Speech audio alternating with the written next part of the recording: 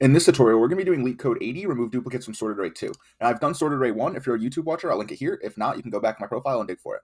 Now, I should also acknowledge that this is in the top interview 150, and this is question number 4. Now, given an integer array num sorted in non-decreasing order, remove some duplicates in place such that each unique element appears at most twice. The relative order of the element should be kept the same. So essentially what this is asking us to do is have it return, in this case, 2 1s, 2 2s, and just the 1 3.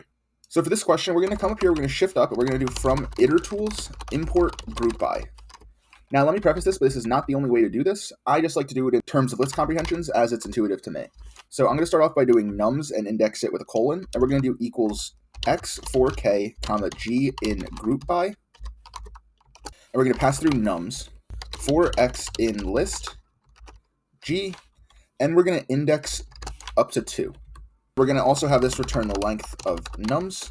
The reasoning behind taking the length is simply because in example 1, nums in this case is our test case here, and it wants us to return 5 and have nums be this, as I stated earlier. We can scroll back up and now we can go through our list comprehension.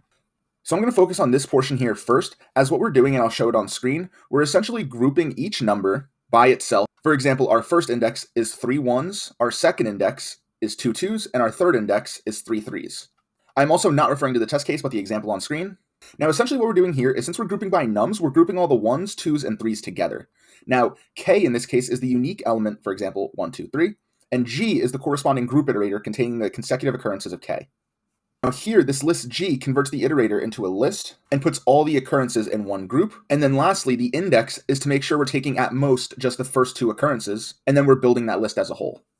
Now we can run this to test, and you can see that returned us the right answer successfully. While it is computationally intensive, it is a very simple solution and only takes 2 lines. Now we can check test case 2, and we can see it did the exact same thing here.